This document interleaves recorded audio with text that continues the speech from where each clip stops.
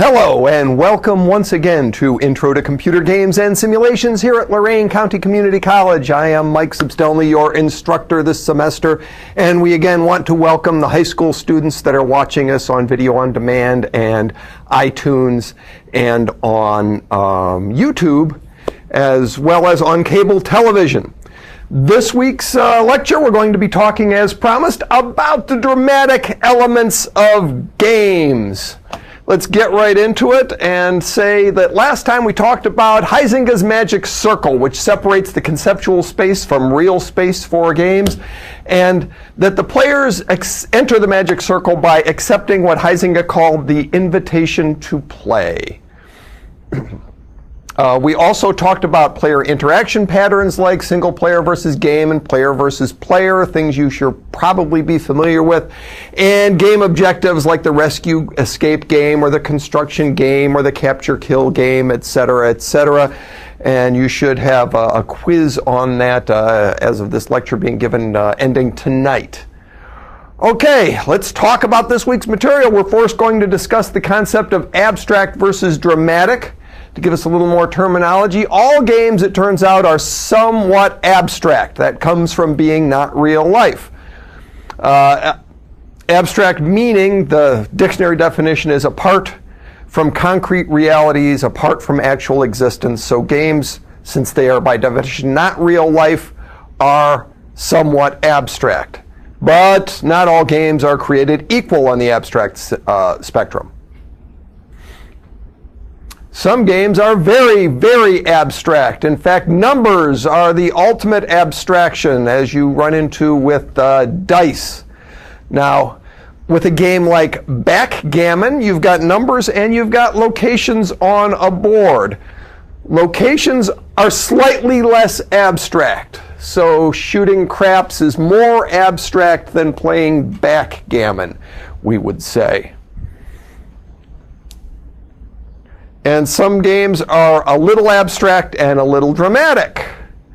For example, chess. Chess, where you have these kings and queens. They're pieces that have human titles associated with them, knights, etc. And they have roles and powers. That's a little less abstract, a little bit more dramatic. And then in the realm of computer games, we've been able to get a lot less abstract and a lot more dramatic. Some games have very little abstraction, are much closer to reality, and have heavy drama to them. They have characters with personalities. They're facing dangers and things like that that we can understand and relate to with these examples of Darksiders and Red Dead Redemption. And that's where we get the challenge and risk from. All right, in a previous lecture about challenging the player, we said that being good can be challenging, as in the case of Frodo trying to charge up his goodness level, his purity meter. But being in danger can be challenging and fun at the same time. Let's keep that in mind as we get into what we know about fun. Fun was studied by a gentleman named Mihaly Csikszentmihályi. Love that name. He's a Hungarian-American psychologist specializing in happiness. What a fantastic job to have. All right, he studied activities that cause humans to experience happiness. And he asked hundreds of people about the activities that they enjoy and found some common patterns. Regardless of age or gender or any other things, all the humans he talked to about the things that made them happy said some things in common. Their enjoyable tasks always had to offer them a chance to complete them. Something that could never be completed turned out to be less enjoyable. Enjoyable tasks must offer you the opportunity to concentrate. You must get the chance to focus on your activity, and you will enjoy it more. An enjoyable task must have good, solid, and clear goals to be achieved. And an enjoyable task must provide you with immediate feedback. The sooner you understand whether you're doing well or poorly, the more you will enjoy the task. And an enjoyable task, in this case me building a model battleship, must be easily entered to escape from everyday life. And that is something I was able to easily enter and easily leave. Onward, an enjoyable task must provide a sense of control to the person engaging in the enjoyment. And an enjoyable task must offer a temporary loss of self. You've got to become something other than your ordinary everyday self to be engaged in an enjoyable task. We want to take all these factors into account, as well as an enjoyable task will, and this is more of a side effect, alter the sense of time as you're participating in it. So when you're playing a game or singing or whatever else you enjoy, you should feel time passing at a different rate than it feels like normally. So Csikszentmihályi developed the theory that is critical to the game industry. He called it the theory of flow. He didn't just develop it for games, but we embrace it in this industry. Here's how the theory of flow works. Flow is a state of concentration so focused that it amounts to absolute absorption in an activity. And here's how we create the state of flow. If we graph the challenge of your game, how difficult it is, along with the player's ability of the game on two different axes, the X and Y axis, starting with a player who's never seen the game before here and starts participating in the game. If that player begins playing the game and the challenge gets difficult faster than the player's ability increases, the player will become very frustrated in the game and will not be in the state of flow for very long.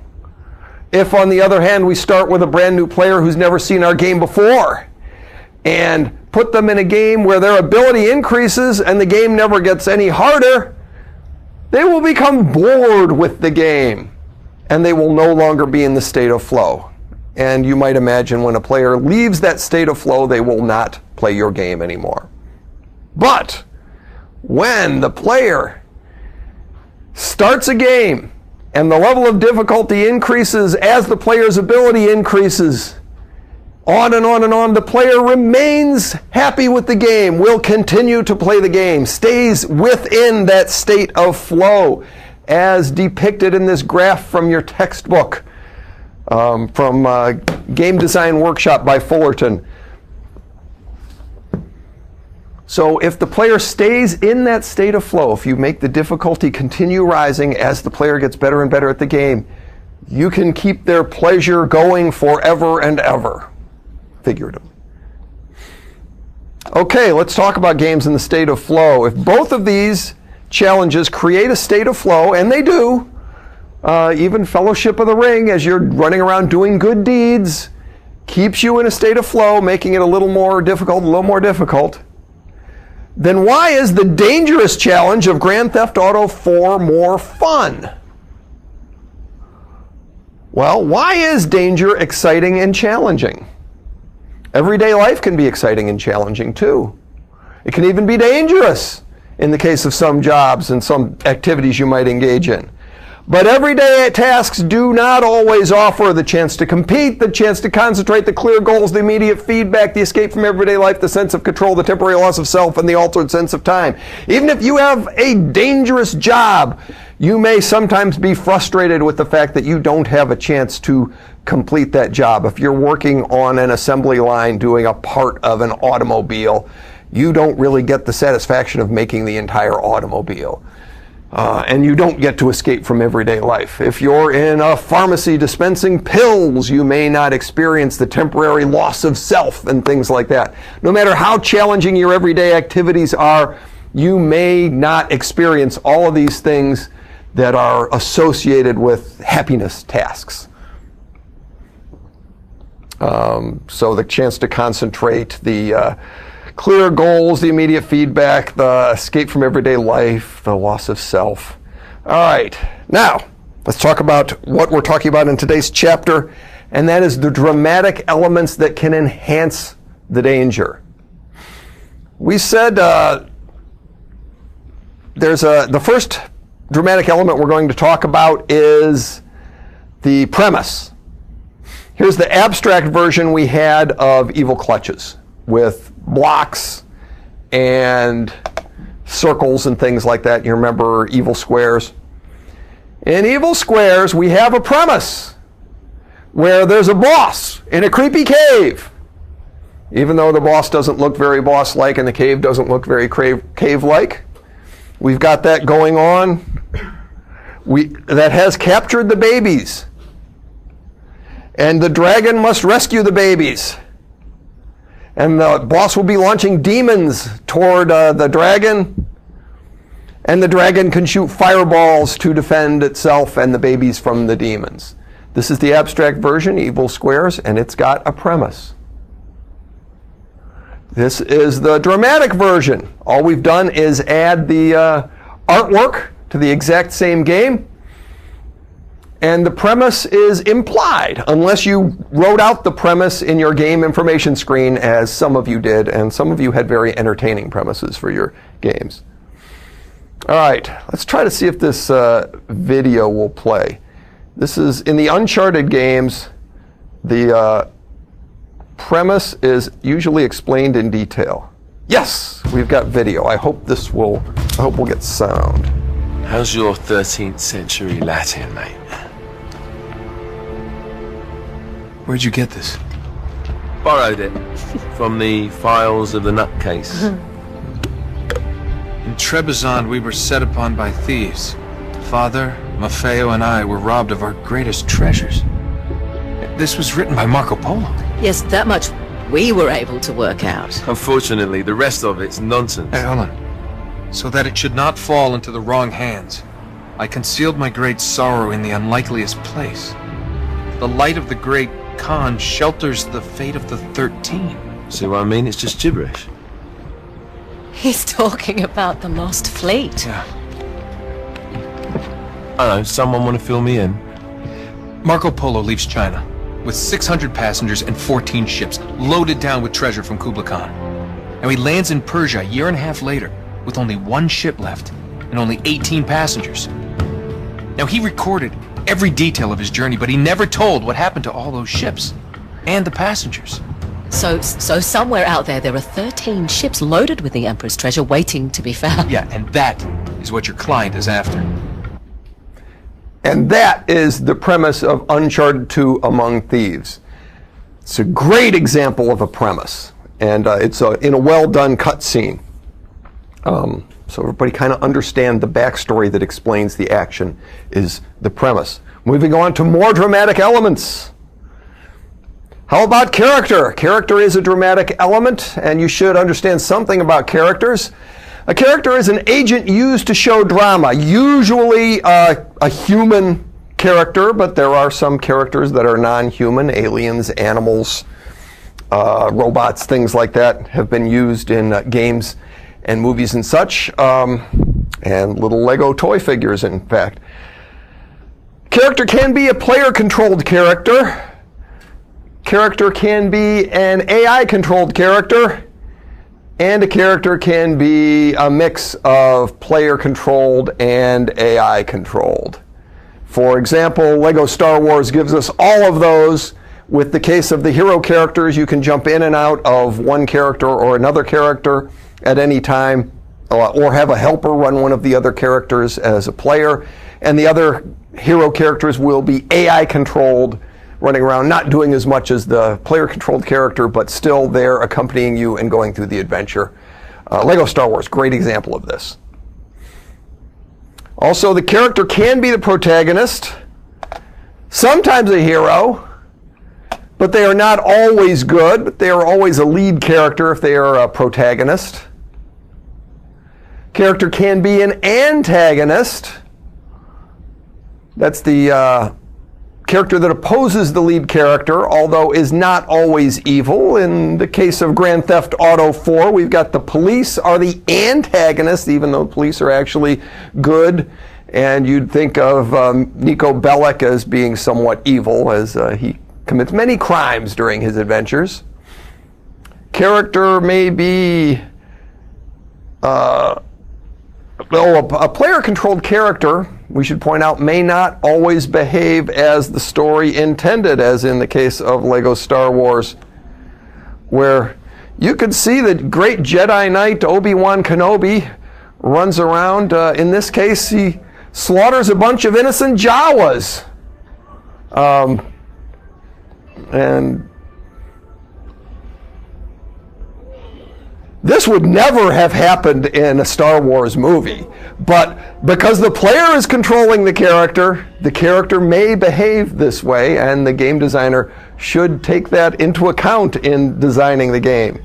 And in this case, Obi-Wan Kenobi, I think, slaughtered all those Jawas in order to get some Legos and build some stuff. Moving on about character. Let's talk about round characters versus flat characters. A round character may have well-defined traits. For example, Link, who's come up in many, many games, usually is humble and brave at the same time. Or another example of a round character that may have a very realistically created personality with some backstory. For example, April Ryan had a very rough childhood, and though she is a hero, is quite reluctant about being a hero. More about round characters. A round character may undergo change. As a good example, Jim Raynor in one game starts out on the side of Arcturus Mengsk, and in the next game is opposing Arcturus Mengsk, undergoes some change there, and Arcturus also undergoes change in the course of those adventures in the StarCraft series. Dramatic elements, flat character. They will undergo no change. They're often stereotypical personalities. Villains like the Big Legs or the dragon, or the boss demon in Super Rainbow Reef or Evil Clutches, games that you've made that have very flat characters in them. Of course, they're not always the villains. Sometimes the heroes are flat. The dragon and baby in Evil Clutches, pretty flat characters. They don't really undergo any change. They don't really have much in the way of background or story. You don't know a whole lot about their personalities. You just know that the player gets to control them. More about dramatic elements. Story! Yes, there are stories in some games, not all games, but we've had stories for a long time. A story is a series of related events with an uncertain outcome. And we hang on to our seats to find out what that outcome is going to be. A story will have this shape of a dramatic arc. Over the course of centuries, we've determined that the story has an exposition, a rising action, and it reaches a climax, and then has a resolution. Going over narrative time, that is the dramatic arc shape that has been used in stories for a long, long time, and it is used in stories in games as well. So that's the dramatic arc. Let's now talk about plot. A plot is kind of putting the meat on the bones of that skeleton of the dramatic arc. So it's getting specific about what happens. It's the plan or scheme of events that you're going to put on your dramatic arc. And we're going to use the example of Lego Star Wars A New Hope that I was just referring to. So we have this character at the beginning. We meet Luke and learn about his life and his dreams.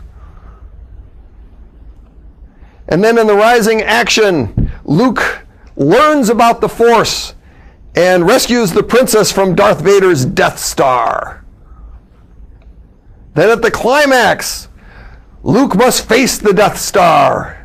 Seems impossible odds, but it's a tremendous climax for little Lego Luke here. And in the end, in the falling action, Luke defeats the Death Star, blows it to smithereens in Lego Star Wars A New Hope, And at the resolution, all of the heroes, well, not all of them, get medals.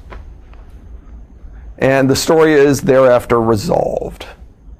So that is putting a plot on the dramatic arc. The details of the different characters and what's going to happen to them put on the dramatic arc becomes a plot. Clear to everyone. Okay, you will be quizzed and tested about that. All right, let's talk more about stories. Now, many stories throughout human history entertain using suspense as a tool. We have to be cautious about this. Alfred Hitchcock, the master of suspense, said that the audience feels suspense when they believe they know more than the hero, they're expecting something bad to happen, and the audience is powerless to prevent that bad thing from happening. What does that mean to us? That's a problem for us. Suspense works great in novels and films that way because the audience isn't expecting to control the outcome. Nevertheless, games must use a different formula if you wish to have suspense. If the player feels helpless to intervene, then the games will not be fun. We've established in the past weeks the player should never feel helpless. The player should feel in control of the outcome. So the story in a game must rely on conflict, something versus something. You must challenge the player in some way. And the suspense most often in a game will be, will I, the player, succeed or fail in what I'm attempting to do? All right, rounding things up. In the 20th century of dramatic elements, screenwriters and directors had this new tool called filmmaking that they got to play with. And they spent the 20th century learning the techniques that were needed for storytelling in films. And they wrote a lot of textbooks and things like that. You can take lots of classes in how to do screenwriting and such. But in the 21st century, we are only beginning to learn the best storytelling techniques for games. We haven't been at it for very long. It's a new field. Will you be the one to discover the great storytelling techniques for games? And there are few books on how to write for computer games, how to create stories, characters, plots. There are some, but there are many, many more on how to write novels and how to write films and things like that. Will you be the one to write that big, groundbreaking book that people are going to be referring to for another century? You might be, because this is a nice, new, wild field. And I'd love to see somebody from here discover some great storytelling technique for games that no one's ever used before. Okay, that's it for this week. Next time, we're going to be talking about the system dynamics of games. Now I'm signing off here at Lorain County Community College. See you next week in Intro to Computer Games and Simulation.